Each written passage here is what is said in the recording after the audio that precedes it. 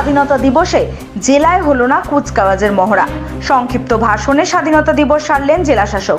গোটা দেশের সঙ্গে জঙ্গলমহল পশ্চিম মেদিনীপুরে ৭৮তম স্বাধীনতা দিবস পালন হলো। তবে এই প্রথম সরকারি অনুষ্ঠান বিশৃঙ্খলভাবে অনুষ্ঠিত হলো জেলায়।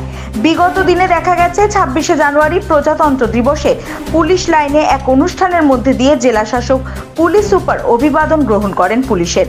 এরপর ১৫ই আগস্ট স্বাধীনতা দিবসে জেলা কালেক্টরেট, পুলিশ সুপার ও জেলা শাসক কুচকাওয়াজের অভিবাদন গ্রহণ করেন পুলিশ বাহিনীর দ্বারা। কিন্তু এবারের চিত্রটা সম্পূর্ণ অন্য।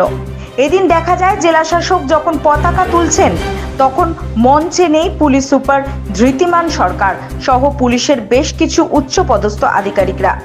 অন্যদিকে কুচকাওয়াজের প্যারেডে অংশ নেয়নি জেলার পুলিশের একটা বৃহৎ অংশ। একটা বাহিনী অংশ নিয়েছিল, কিন্তু তারাও হঠাৎই মাঝপথে পরিসমাপ্তি ঘটিয়ে অনুষ্ঠান ছেড়ে বেরিয়ে যায়।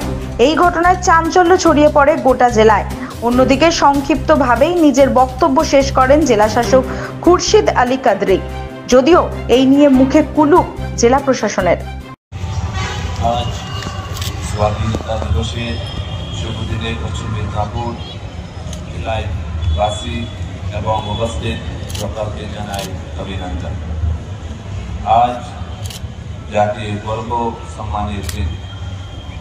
অনেক বলিদান, অনেক শহীদের প্রাণের বিনিময়ে ১৯৪৭ সালের ১৫ই আগস্ট স্বাধীন হয়েছিল আমাদের দেশ। আজ স্বাধীনতা দিবস স্মরণ করছে সেই সকল বীর শহীদদের, তাদের শ্রদ্ধা জানাচ্ছে। পশ্চিম মেদিনীপুরের মাটি বিপ্লবের মাটি, এই মাটিকে আমি সম্মান এবং শ্রদ্ধা জানাচ্ছি। আজকে শুভ দিনে সকালকে জানাই শুভেচ্ছা এবং আন্তরিক অভিনন্দন। সকালে ভালো থাকুন, সুস্থ থাকুন। জয় হিন্দ, বন্দে মাতরম।